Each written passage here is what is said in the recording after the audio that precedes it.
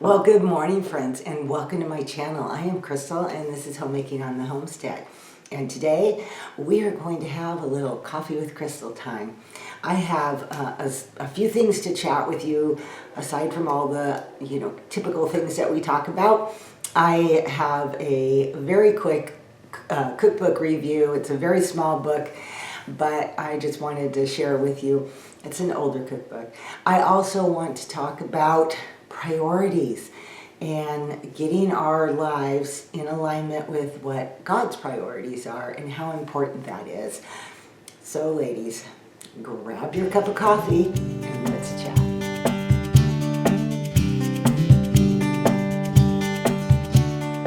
Well, first off, I want to say happy May to everybody. As I am filming this, it is actually the beginning of May.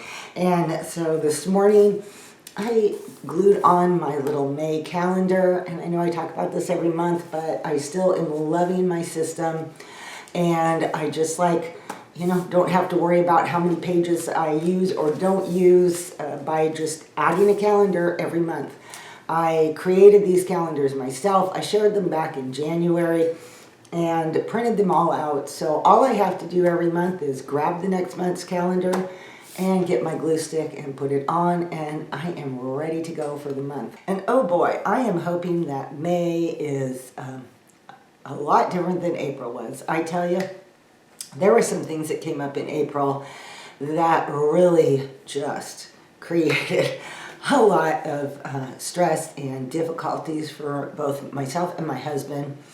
So I asked him, can I share what's been going on with you? And he was fine with that. So normally I try to keep some things private in my life, but because it affected us both so much this month, the month of April, I thought I'm going to share that. And it was also a great reminder to me about God's priorities. And I'll tell you later on how I connected the two things. But back in the middle of March, my husband had a wisdom tooth that was giving him a lot of problems. The dentist recommended he get it pulled, which he did, and then began a very long and slow healing process. I'm not sure why, maybe we heal slower as we age, but eventually it started to heal. And all of a sudden, he started getting a whole lot of pain. It was what we finally realized was nerve pain. And boy, let me tell you, there is nothing as painful as that in teeth and nerve pain. And so he went back into the dentist, and by this time, the pain had subsided. They took another x-ray to see if there was anything else going on, and the tooth next to that one, the pulled tooth, it looked like he had an infection. That tooth had also had damage in the past, and the dentist said it's basically a dead tooth and it really does need to come out. But first we need to take care of the infection. The dentist had already said too that when the gum, as it's healing, can food can get caught in, things like that. So something irritated the gum, which then irritated the nerve. That's why he was having so much nerve pain. But then that died down, the swelling on the gum went down, and the nerve pain went away. So when the dentist said, you need to go on antibiotics because you have an infection, my husband, was like, okay, but I don't feel any pain right now. And I've got a lot of things to do. That's my husband. He's always got his to-do list going, and he just didn't want to be bothered with it. So, which was, in hindsight, not a good idea. This was a Thursday, I think, or Friday. It was almost to the weekend. And he went through the weekend, this last weekend, with no pain. And on Sunday morning, he woke up in excruciating pain. He did some Tylenol, some ibuprofen, and it wasn't even touching the pain. It is really hard, I think, as a wife, and if any of you can relate, you can please chime in, but it is really hard to watch your husband in pain and feel helpless to do anything about it. After a little bit of time with this, and it didn't seem like it was settling down, I said to him, maybe we need to go to the ER. Because it's Sunday, we can't get a hold of the dentist anyway, let's go to the ER. So at that point, he did agree that that was a good idea because the pain was almost overwhelming to him. And so we headed to the hospital, and they saw him in the emergency room, and they were like, oh yeah, they gave him some pain medication to help him at the moment, and his antibiotics that he should have gotten from the dentist but then didn't. Monday he called the dentist to tell them what had happened, and the dentist, which he had already talked to the dentist about, he knew that he was going to have to not only have that tooth pulled, but then he can't just have a gap, so he was going to have to get an implant put in. So they have to pull the tooth, drill a hole, put the implant in, and then they cap it and they allow it to heal for several months before then they put basically a fake tooth on top of that. Our dentist was able to call the oral surgeon that does these things and get us an appointment the next morning. And we went in and found out all about the whole procedure. And just as we were discussing all the details, one of the nurses walked in and said, hey, the doctor has an opening in about an hour and a half. He could just take care of it today. And we said yes, because it was time to get past this tooth saga. So we ended up spending pretty much a huge portion of the day in town yesterday. And he got the tooth pulled, he got the implant put in. It was actually a very fast procedure. And now he's on the road to healing. That was kind of a lot of what has been going on and off through the month of April for my husband, which of course, you know, I'm worried about him and I'm trying to do what I can to help him. So my thoughts are very far from anything else, whether house related, making videos, or anything else. I'm just kind of, I have my moments in between when things seem like they've settled down, but then I have to, you know, I'm monitoring him to see and make sure he's okay, and is there something that we need to do. And just when I thought that the week could not get any more crazy, yesterday morning, that was the day of the appointment, so yesterday morning, I was up before my husband, and so I went and built a fire in our wood stove because it's still cold, and up until right this moment, it's been pretty much cloudy, rainy. And I get the fire going. I come back upstairs to do a couple things. Maybe I had left it unattended for 5 minutes. Our wood furnace is in the basement. I go back down there and realize that the flue pipe that goes from the wood stove and connects around to the chimney is on fire. So I quickly shut everything down. I close the damper, I close the draft, and I run up and get my husband. And I'm in the midst of telling him what's going on, and all of a sudden I get bang, bang, bang, bang on my door. I race out there, and it's actually a friend of ours who works not far from here and was coming into work and saw smoke that did not look like from a fire, wood stove type smoke, and it was darker, and he was previously had been a volunteer fireman, so he was aware of these things. And he said, do you know that your chimney is on fire? And I was like, ah.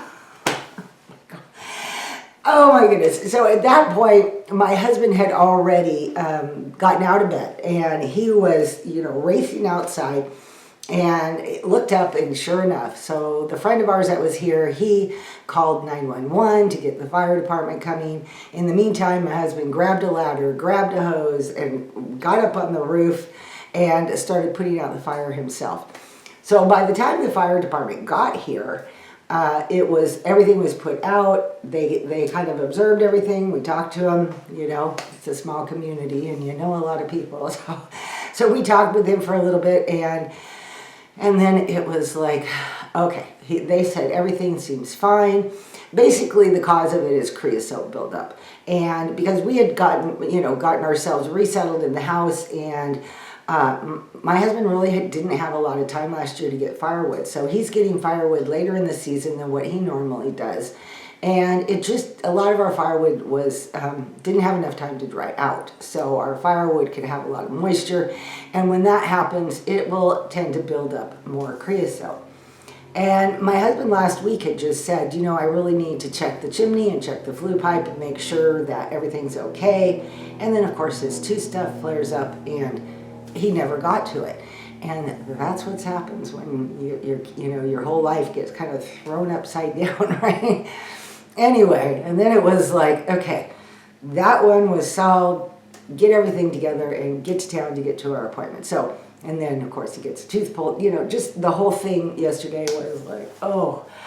Any case, that's the craziness that's been going on in my life for the last, I don't know, few weeks. And like I said, I've had moments and days where everything's been fine, and then these things crop up. But you know, it is nowhere near tragedy. It is, many people have faced many more difficult things than what we did. Of course, the chimney fire could have been tragedy, but it wasn't, praise the Lord. You have to always put things into perspective. And while it might seem stressful at the moment, everything's going to be okay. And we're going to move forward, which we already are today. Today I woke up, it was a very peaceful day, and I was just ready to move into my regular routine and film a video and, you know, just try to get back to that normal in life again. And like I said, in between I did have a lot of normal times because I was going to talk about what do you have guys that have going on in your kitchen, because, you know, that helps bring normalcy back to all of us when we think about the basic tasks of being a homemaker and cooking meals and baking and all those things that I know I personally love doing, and I love the atmosphere and everything that it gives a home when you're baking and or cooking or whatever it might be. So during the week I was able to make some peanut butter oatmeal cookies. I put about half of them aside to take to my son, my youngest son, when we went up to see him, because those were plans that also didn't happen for us because it was, you know, time to go see my mother-in-law, and we always take the time to go see my son. So I was able to get those in the freezer, and the next day I was able to bake some bread. We were completely out of bread, so I was able to get the bread made. And right now I'm very thankful that I got all of that stuff done, you know, that needed to be done. So what do you guys have going on in your kitchen? Do you have you been doing anything? Are you doing anything today in your kitchen? It being Friday when you see this, I know I always like to cook up a little bit of extra food just to lighten the load over the weekend. And I'll probably do that come Friday, but I'm just wondering, does anybody else do that? Do you have any goodies you're planning to make this weekend?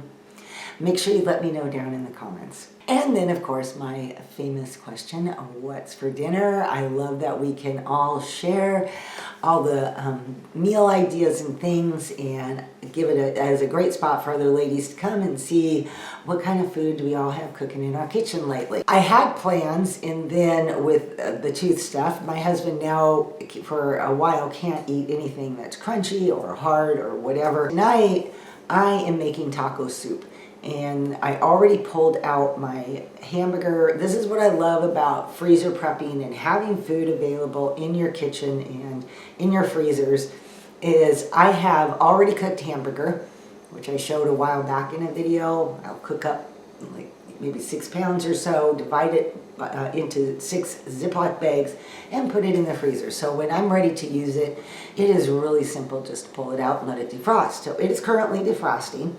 I also have the rest of the ingredients for taco soup sitting on the counter ready to go. And before I got this video started, I went ahead and threw some pinto beans into my Instant Pot, and they are cooking right now. If you recently watched my short video where I found a whole bunch of peppers and onions on sale, and I had some celery already in my refrigerator, and I came home and chopped all that up and ended up putting it all into the freezer. Just kind of mixed it together, put it in the freezer. So now I can just scoop out whatever I want, and it's a great way to not have to do the prep work of those types of vegetables before I make the soup. So when I get ready to make the soup, I will just throw those frozen, they may have defrosted by the time I get there, but throw those frozen veggies into my soup pot with a little bit of oil, and simmer those until they're, or saute them until they're soft, and then I can just start adding all the rest of the ingredients, and I will have soup in no time.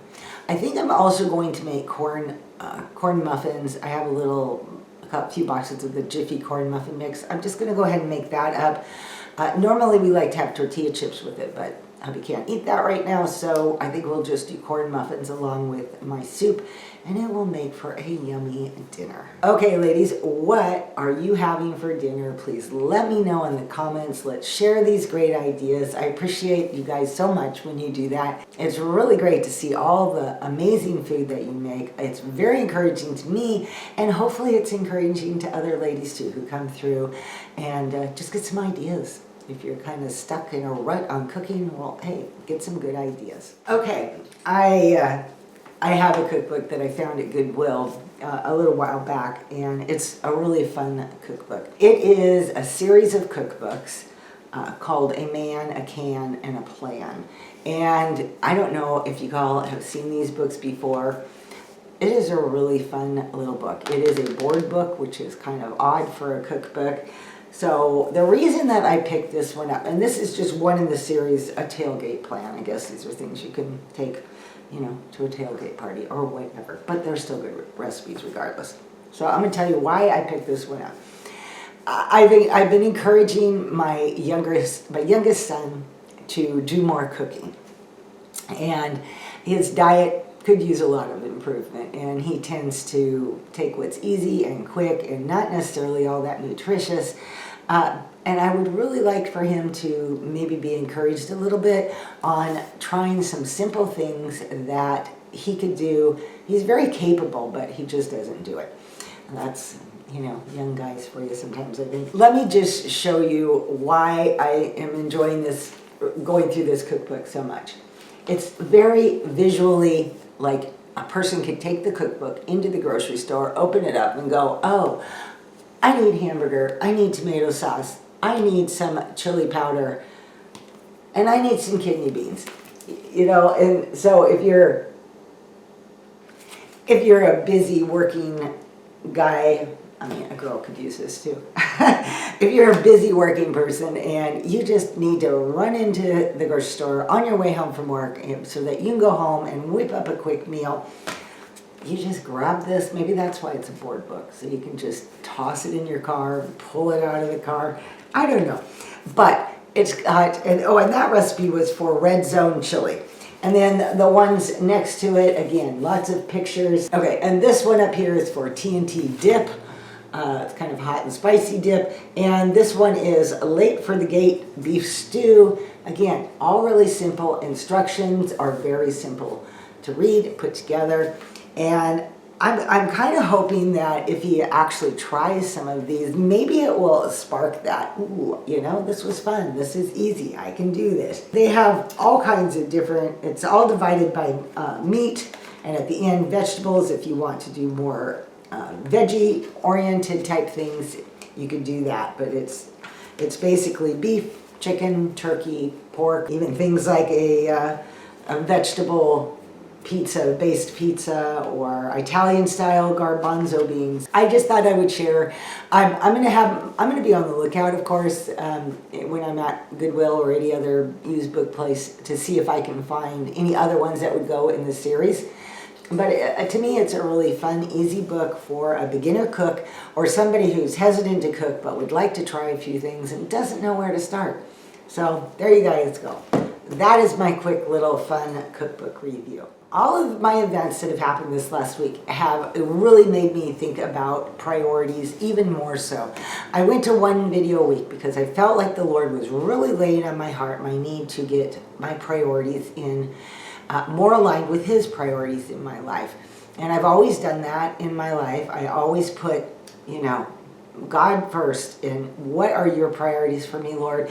And the things that I would like to do, if I can fit those in after I have taken care of your priorities and still keep my life in the right priority, I'm using that word a lot. Anyway, then I will. And with all the amount of time and attention that I spent helping my husband through this last ordeal, I realized how important it was because, of course, my husband is at you know, he's right up there at the top on the priority list. And it was just nice for me to know that the videos are, I'm okay because I'm just doing one a week now. and any of the housework and things that fell apart while I was busy helping my hubby. I am working today actually to get that going. I've got a nice little to-do list going today to kind of put my life back in order. And it is really nice to have an idea of what is important and what is actually not important. So I got this, one of my favorite books out, A Woman After God's Own Heart by Elizabeth George. And of course, I've talked about her book before. And she has a whole section on priorities. In fact, the title is Seeking First Things First. And in her little chapter on priorities, she talks about that fact that we all have busy lives, we all have demanding lives, and how do we know where to fit things in? Where do we take things, maybe remove things, and reprioritize our life? And so I just want to read a very small snippet of this so you can kind of get the idea of these priorities, which probably a lot of you already know, but it's just a reminder for all of us. God's unchangeable word has given me sure guidance when the tyranny of the urgent beats on my door, trying to shove aside the very few really important tasks of my life, my grand duties and my chief works of, and now she goes on to list them: loving God and following after him with a whole heart, loving, helping, and serving my husband, loving, teaching, and disciplining my 2 daughters, loving and caring for a home in order to provide a quality life for my family, developing myself so that I have something to give others, and loving and serving God's people. I really liked her list of priorities because they mimic exactly what my priorities have been also. And it's good to know that all of us can get those out of whack sometimes, and we get involved in something. We get something in our life that really excites us, and so we start focusing on that, and then all of a sudden realize that our other priorities are out of line. When we finally follow God's way and his priorities and keep those in our priority, keep that as number one, we will then experience a lot of peace. And what may be sad to have to say no to things ends up being a bigger blessing than we realized. Had we said yes, it could have ended up being very disastrous. I had opportunities years ago when I was very involved in my original website, The Family Homestead, and I had a couple magazines reach out to me to write articles. I had other things, that blog posts, and would I write blog posts and things like that for other blogs. And it was exciting, you know. I thought, oh, what a great way to help other ladies, and how exciting this is to be able to, you know, be somebody to reach out to me. It was very, you know, I mean, I felt pretty proud of that. But I actually prayed about it first. And I went back to the very first thing that I said when I started my whole journey down that path. God first, husband, children. At the time I was homeschooling, a clean house, home-cooked meals, clean laundry. All of these things take precedence over anything that I may do online. And I realized that I could not agree to do these things without interfering with what my most important work at that time was. And I said no, and I turned a lot of things down. And I knew that whoever was reached by my humble little website and message board, whoever was reached by that, God would bring those people, and God would be the one that was in charge of that. And that served me very well. And here I am doing YouTube. I don't have the same demands like I used to have, but I do have the same priority list. I still have serving God at the top of the list. I still have my husband next. I have my family. Now it's, you know, grown children, but I have those children in my life that I need to be aware of when I'm needed. And I have a home to take care of. All those things. I still have those, and I still need to keep my priorities in the right place. And this last month, that's how my story of my husband's issues and my priorities come together, is that this last month made me feel very happy that I had done what I did when I felt the Lord putting that on my heart, and that He knew the future and He knew where my energy and my time needed to be.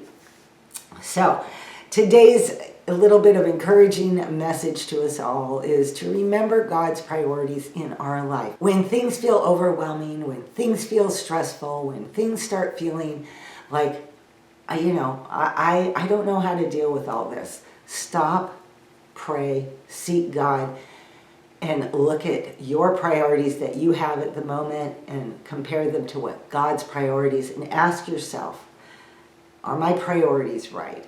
And if you don't know, pray about that too.